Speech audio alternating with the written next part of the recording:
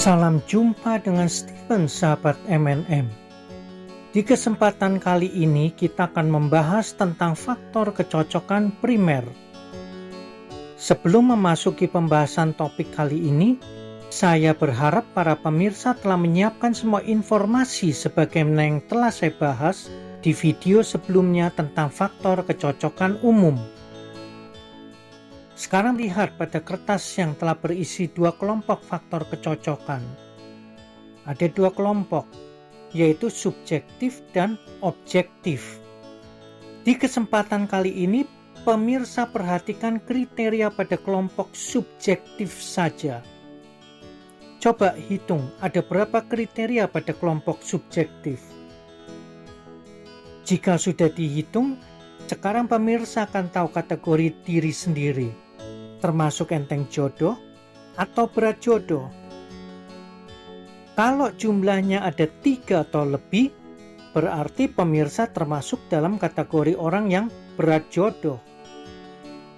Kalau jumlahnya ada 2, berarti pemirsa termasuk dalam kategori orang yang rata-rata. Artinya tidak berat jodoh, tapi juga tidak enteng jodoh. Kalau jumlahnya ada 1 atau 0, berarti pemirsa termasuk kategori orang yang enteng jodoh.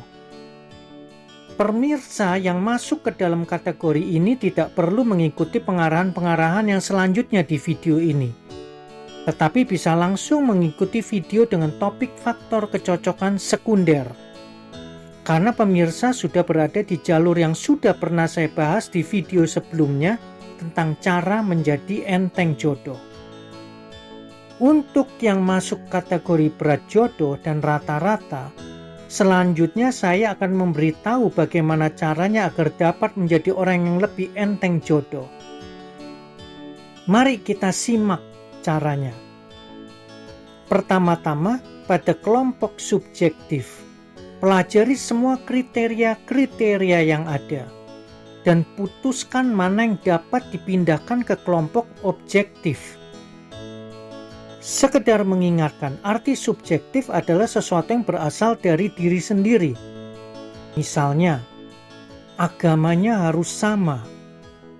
Berarti kriteria tersebut adalah mutlak, tidak bisa diganggu-gugat walau apapun yang orang lain mau katakan. Sedangkan arti objektif adalah sesuatu yang berdasarkan fakta. Misalnya, bisa bermain piano, karena orang lain pun bisa ikut menilai bahwa seseorang itu bisa bermain piano atau tidak. Berdasarkan penjelasan saya tersebut, sekarang pemirsa coba memindahkan kriteria-kriteria dari kelompok subjektif ke kelompok objektif semaksimal mungkin, sampai tersisa hanya 1 atau 2 saja.